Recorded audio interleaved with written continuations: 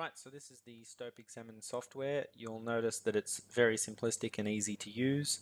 Along the left panel you can flick between the 5 main headings: setting, model construction, then your rock mass domain, in situ stresses, and the FLAC 3D solving parameters. Best to start with settings, and that's what we'll do here. You'll remember that we're all about STL files in this example, but you can use DXF, so I'll select STL here. Note that the software has real-time helps. If you scroll along any one of these help buttons and click it, you'll get a little bit of information about what you should be entering into that zone there. So selecting a folder, this is one of the most important parts and why we should start with settings, because StopeX will be continuing to reference that folder throughout the process. Remember, I'm going to use my example 1 working folder that I've been putting everything in. So I'll go with that.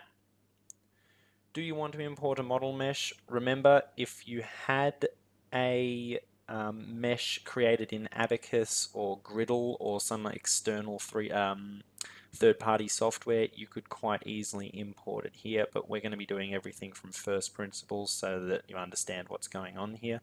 And similarly, do you want to import geometries from a Map 3D model? I'm not going to in this case. So these are the global Octree meshing parameters, these 4 parameters here. These are going to be applied to the entire model at large, whereas you'll be able to get more specific when we do the model construction set, but these are like the model construction step, sorry, these are like a default value. So my target number of zones in the model I'm going to leave with 2 million.